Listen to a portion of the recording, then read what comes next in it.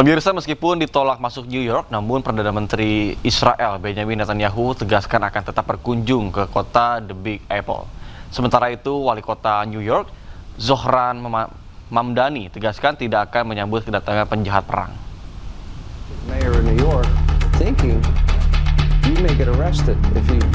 Perdana Menteri Israel Benjamin Netanyahu tegaskan akan tetap berkunjung ke New York.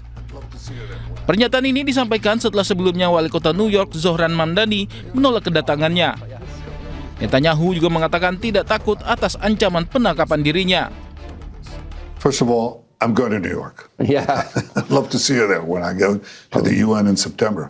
You know, I moved to Florida. Well, you know, you can take a I'll plane. come up, yes. You've come to Washington, so you can Yes. go there, but I'm definitely going there. I'm going to speak the truth in front of this. You know, there's just hate-spewing elected official who's pitting one group of New Yorkers against the others. He's turning them against New York Jews. I mean, Wali Kota New York Zohran Mamdani pun kembali buka suara. Zohran dengan tegas menyatakan tetap tidak akan menerima kunjungan penjahat perang. And I want to make it very clear that that welcome ends with me. I will not be welcoming Benjamin Netanyahu or any other war criminals when they come to this city. And I do believe that our federal government should join the International Criminal Court and ensure that there is accountability when it comes to crimes against humanity. Sebelumnya, Mahkamah Pidana Internasional mengeluarkan surat perintah penangkapan Netanyahu dan sejumlah pejabat Israel lainnya pada tahun 2024. Perintah tersebut dikeluarkan karena mereka melakukan kejahatan perang terkait operasi militer Israel di Gaza pada Oktober 2023. Pemirsa, Iran melancarkan serangan rudal ke pangkalan militer Amerika Serikat di Kuwait. Serangan ini diklaim menghancurkan drone dan juga helikopter milik Amerika Serikat.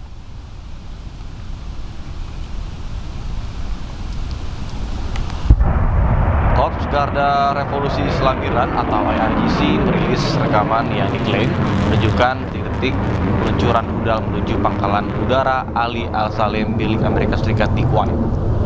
IRGC mengklaim bahwa serangan itu memicu kebakaran besar serta menghancurkan 2 hanggar drone dan 1 tangki bahan bakar pesawat serta helikopter militer.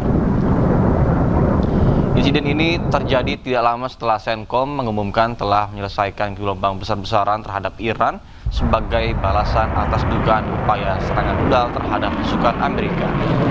Meski demikian, tanggal dan juga lokasi rekaman tersebut belum dapat diverifikasi secara independen.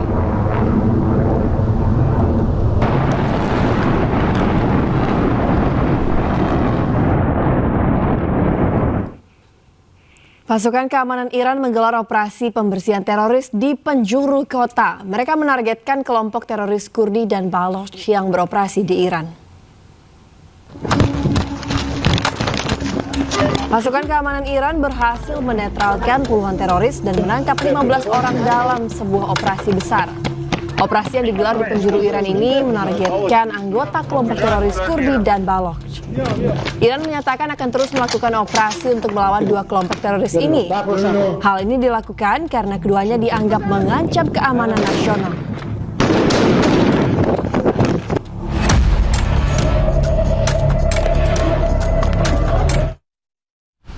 Pasukan Amerika Serikat meluncurkan serangan militer ke sejumlah wilayah strategis Iran termasuk Pulau Qasem. Selain fasilitas militer, serangan tersebut juga menghantam pemukiman dan juga menewaskan 1 keluarga termasuk anak-anak.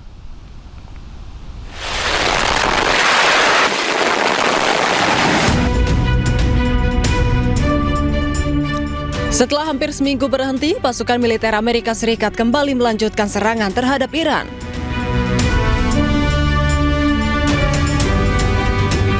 Serangan tersebut sebagai balasan atas serangan rudal Iran sebelumnya ke pangkalan militer AS di Yordania.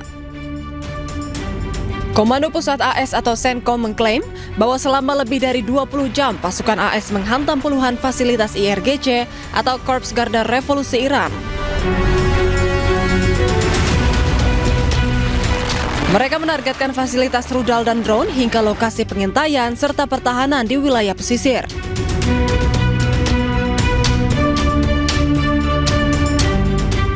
Serangan udara Amerika Serikat juga menghantam sejumlah wilayah strategis Iran termasuk Pulau Qasem.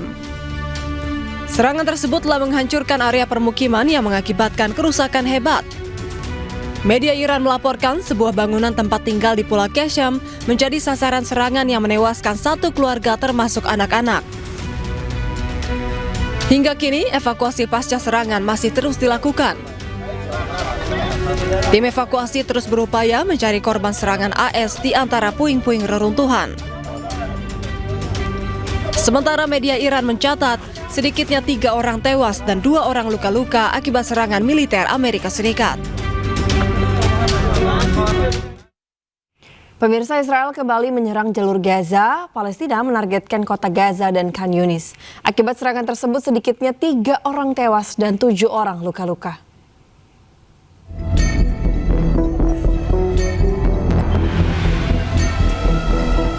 Pasukan Israel kembali meluncurkan serangan ke kota Gaza dan Khan Yunis di jalur Gaza pada Kamis. Sedikitnya 3 orang tewas akibat serangan udara Israel terhadap sebuah tenda di Khan Yunis. Sementara 7 warga Palestina dilaporkan luka-luka dalam serangan terhadap sebuah bangunan tempat tinggal di kamp pengungsian Al-Shati, kota Gaza. Selain itu, Israel juga menghantam bangunan di dekat rumah sakit Arab Al-Ahli di Gaza Timur. Otoritas Kesehatan Palestina melaporkan serangan militer Israel telah menewaskan lebih dari 73.300 warga Palestina dan melukai lebih dari 174.000 orang sejak Oktober 2023.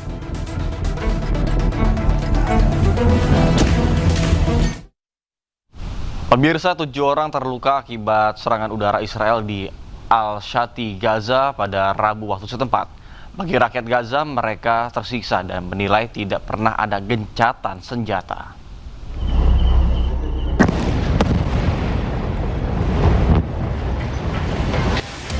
Serangan kembali terjadi di kamp pengungsi Al-Shati, Gaza, Rabu waktu setempat.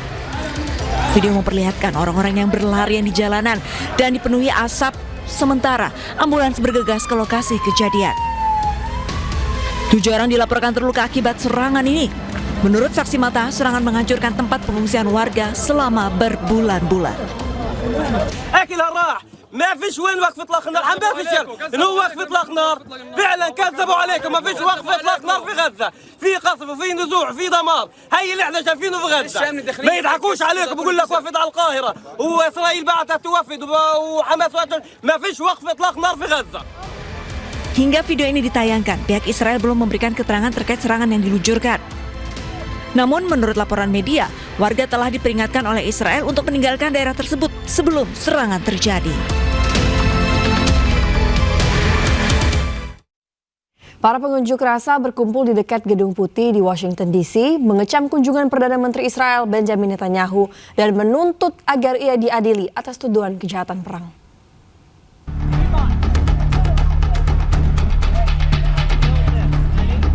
Para demonstran berbaris di dekat Gedung Putih di Washington DC, Amerika Serikat, mengibarkan bendera Palestina, meneriakkan slogan-slogan, dan memegang plakat yang mengecam kunjungan Perdana Menteri Israel Benjamin Netanyahu.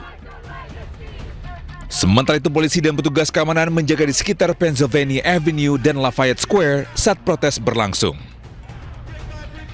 Netanyahu melakukan perjalanan ke Washington untuk berdiskusi dengan Presiden Amerika Serikat Donald Trump dengan Iran dan keamanan regional mendominasi agenda.